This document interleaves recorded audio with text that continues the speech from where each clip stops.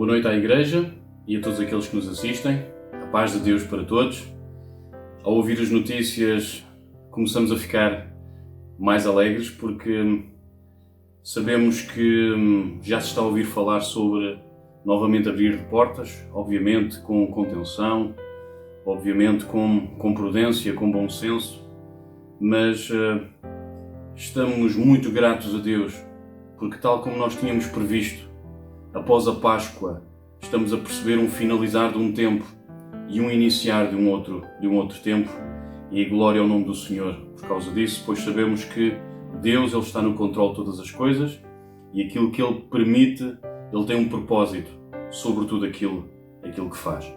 Então, nesta noite eu trago como partilha bíblica sobre um tema bem-aventurados. E talvez o livro que melhor ajudaria a falar sobre este tema seria o livro dos Salmos. Mas para esta noite eu tenho escolhido um livro diferente, tenho escolhido o livro de Apocalipse. João, o autor do quarto Evangelho, o autor das Epístolas com o seu nome, ele agora nos traz também o livro de Apocalipse, ou traduzido, o livro da Revelação. João, num tempo que antecedeu o final da sua vida, ele foi exilado numa ilha, a Ilha de Patmos. Esta ilha, ela não era uma ilha paradisíaca, muito pelo contrário, era uma ilha vulcânica, uma ilha desértica, era uma prisão afastada de tudo e de todos.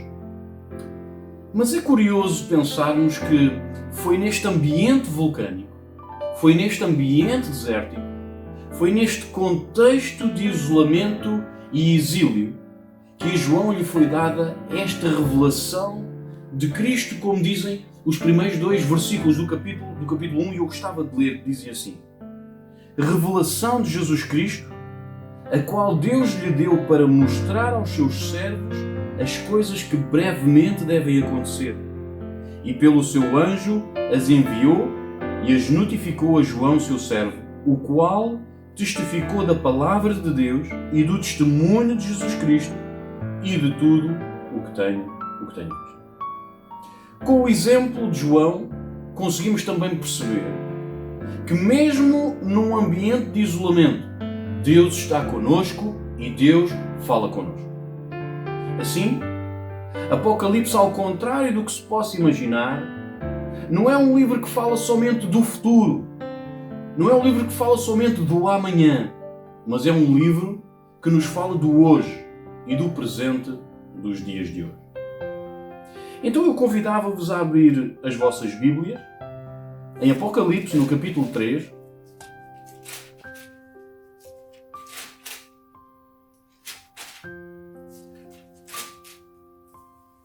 e vamos ler do versículo 7 até ao versículo 13, e diz assim: E ao anjo da igreja que está em Filadélfia escreve: Isto diz o que é santo, o que é verdadeiro, o que tem a chave de Davi, o que abre e ninguém fecha, e fecha e ninguém abre. Eu sei as tuas obras, eis que diante de ti pus uma porta aberta, e ninguém a pode fechar, tendo pouca força, guardaste a minha palavra e não negaste o meu nome. Eis que eu farei aos da sinagoga de Satanás, aos que se dizem judeus e não são, mas mentem, eis que eu farei que venham e adorem prostrados a teus pés e saibam que eu te amo. Como guardaste a palavra da minha paciência, também eu te guardarei da hora da tentação que há de vir sobre todo o mundo, para tentar os que habitam na terra. Eis que venho sem demora, guarda o que tens, para que ninguém tome a tua coroa. A quem vencer, eu farei coluna no templo do meu Deus, e dele nunca sairá. E escreverei sobre ele o nome do meu Deus e o nome da cidade do meu Deus, a nova Jerusalém que desce do céu, do meu Deus, e também o meu novo nome. Quem tem ouvidos, ouça o que o Espírito diz às igrejas. Os versos que acabámos de ler são os versos de uma carta que foi escrita a uma igreja, a igreja de Filadélfia. Precisamos de recordar que João, no Evangelho que escreveu, ele foi buscar 7 momentos da vida de Jesus e os transcreveu para texto, colocando-os como sinais que apontariam aquele que lesse o leitor para a divindade de Jesus. Agora, em Apocalipse, João, embora existissem mais igrejas na Ásia Menor, ele vai apontar também 7 igrejas, que no seu todo representariam toda a igreja em todos os tempos, em todos os lugares. A carta à igreja de Filadélfia que acabámos de ler nos apresenta várias informações acerca do remetente e do destinatário, ou seja, acerca de Cristo e acerca da igreja de Cristo.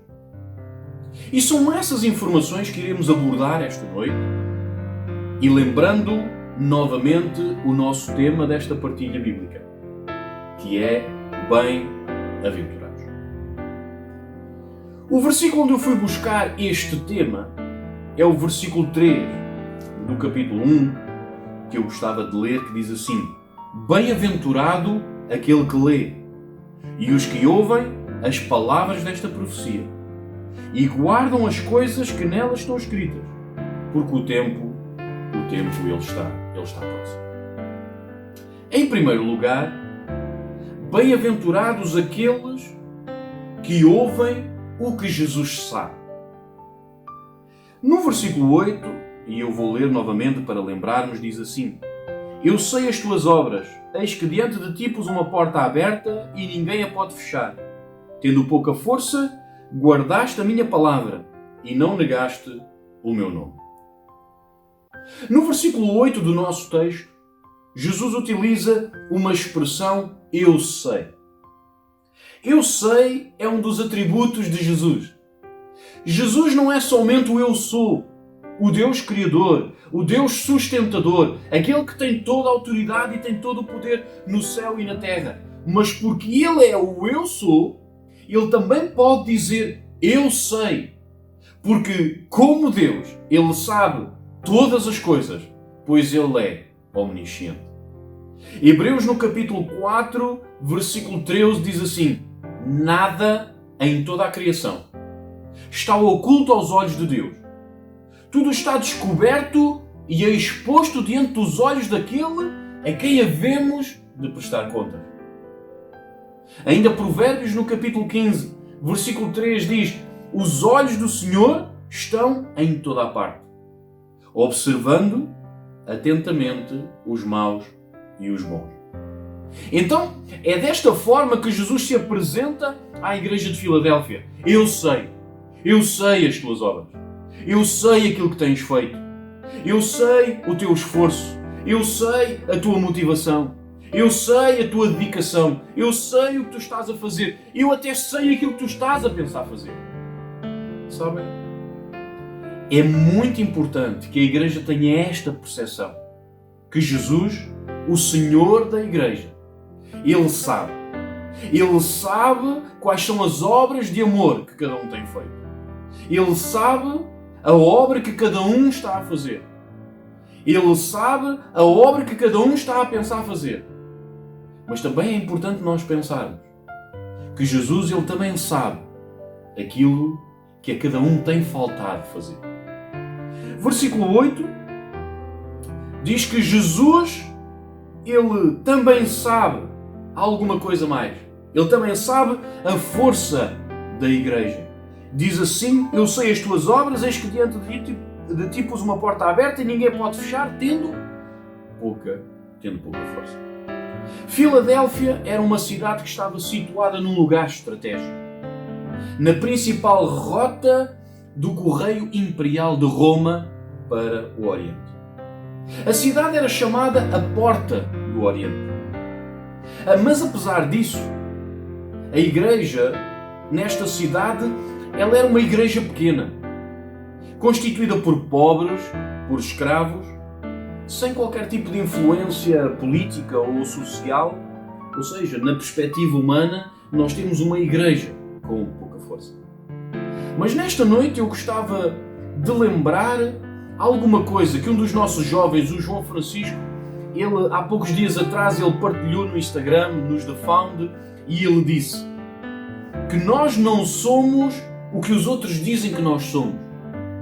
Nós somos aquilo que Deus diz que nós somos.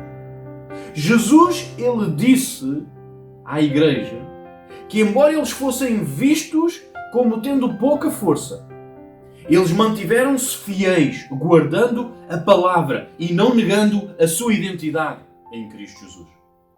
A igreja era pequena em tamanho. A igreja era pequena em força. Mas a igreja era grande em poder e a igreja era grande em fidelidade. Deus, na verdade, escolhe as coisas fracas para envergonhar as fortes. Em comparação, Sardes, uma outra igreja da Ásia Menor, tinha nome e tinha fama, mas não tinha vida. Filadélfia não tinha fama, mas tinha vida e tinha poder. A igreja tinha pouca força, mas Jesus colocou diante dela uma porta aberta que ninguém a podia fechar. A igreja até pode ser fraca, mas o seu Deus, ele é forte. Porque a nossa força, ela não vem de fora. A nossa força, ela não vem de dentro. A nossa força, ela vem do alto. A nossa força, ela vem do Senhor. Glória a Deus. Diz assim Isaías, capítulo 41, versículo 10, e eu gostava de ler. Não temas, porque eu sou contigo. Não te assombres, porque eu sou o teu Deus. Eu te esforço e te ajudo e te sustento com a destra da minha justiça. Glória ao nome do Senhor. Então, em segundo lugar, bem-aventurados aqueles que ouvem que Jesus fará. Versículo 9. Diz assim o versículo: Eis que eu farei aos da sinagoga de Satanás, aos que se dizem judeus e não são, mas mentem, eis que eu farei que venham e adorem prostrados a teus pés e saibam que eu te amo. No versículo 9, Jesus prova que não somente conhece a igreja, não somente conhece o lugar e o povo onde a igreja ela está, mas também conhece todos os enganadores do povo e da igreja. Os judeus diziam que os crentes não eram salvos, porque não eram descendentes de Abraão e por isso não tinham parte na herança de Deus. Todo judeu fiel e sincero sabe que Deus escolheu o povo judeu não por ser especial, mas para o fazer especial. E o povo judeu é especial quando cumpre aquilo para o qual foi escolhido e chamado por Deus a fazer: a evangelização de todas as nações. Por isso Jesus agora no texto, Jesus ele vai dizer aos que se dizem judeus e não são, mas mentem. Estes judeus eles não eram verdadeiros judeus. Por isso, Jesus os chama de sinagoga de Satanás, pois estavam impedindo o povo de entrar no reino de Deus com todo o seu engano. Mas neste mesmo versículo 9 que nós acabamos de ler, Jesus ele nos revela não somente aquilo que sabe, mas sobretudo aquilo que vai fazer.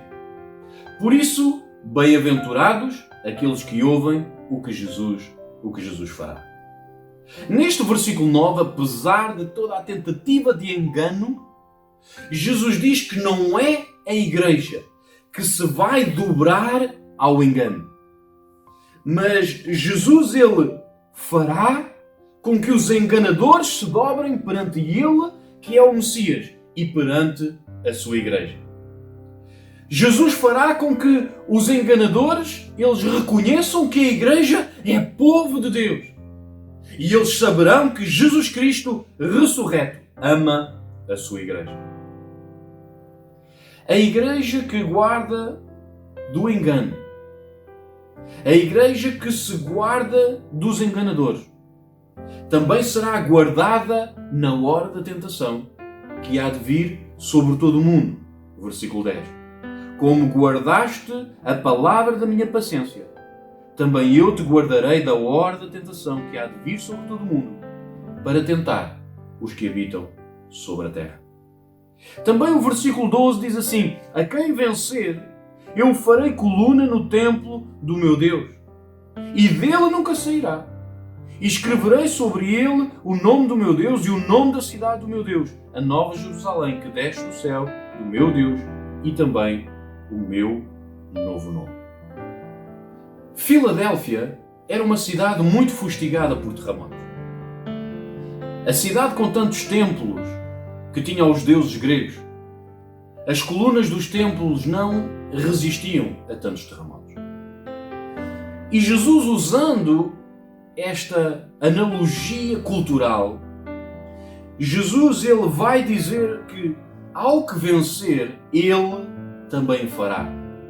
Ele fará coluna no templo não de deuses fracos e sem poder e sem resistência, mas fará coluna no templo de Deus e dele nunca sairia. Os jogos gregos, tão bem conhecidos, quem os vencesse receberia galardão, receberia honra, receberia uma nova identidade, ou seja, o vencedor. E esse vencedor receberia prémio. Receberia um prémio em dinheiro e um prémio em terras.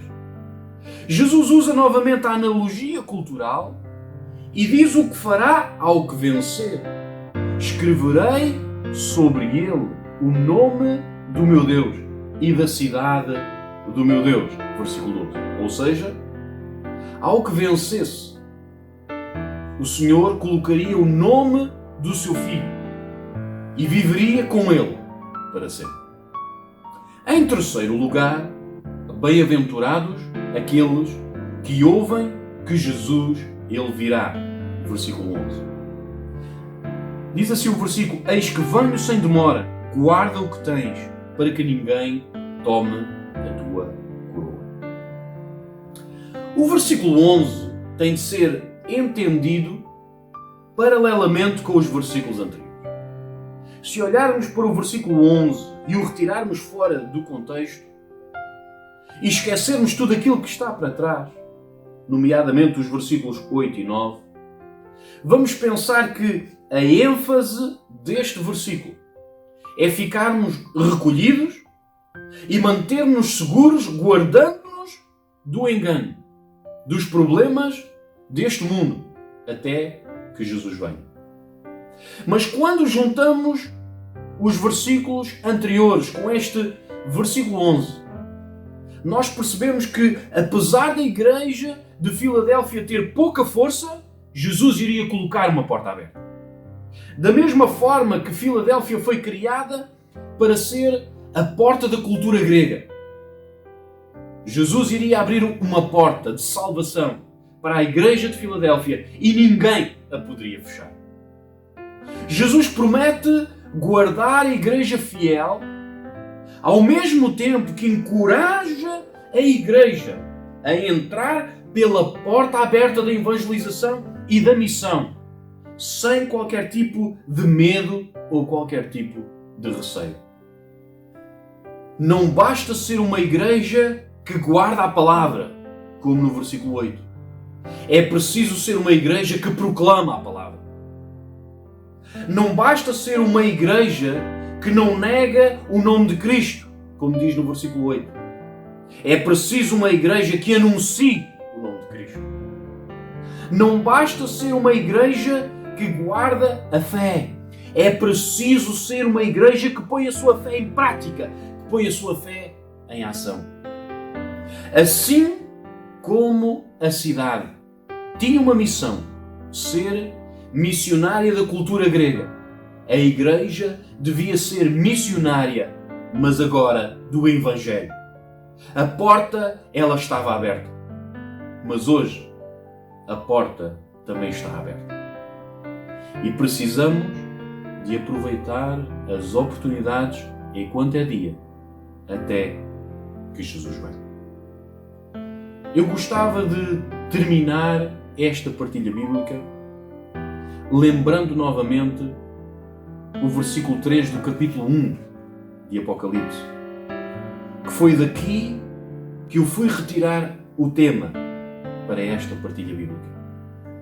E diz assim: bem-aventurado aquele que lê e os que ouvem as palavras desta profecia e guardam as coisas que nelas estão escritas, porque o tempo está próximo.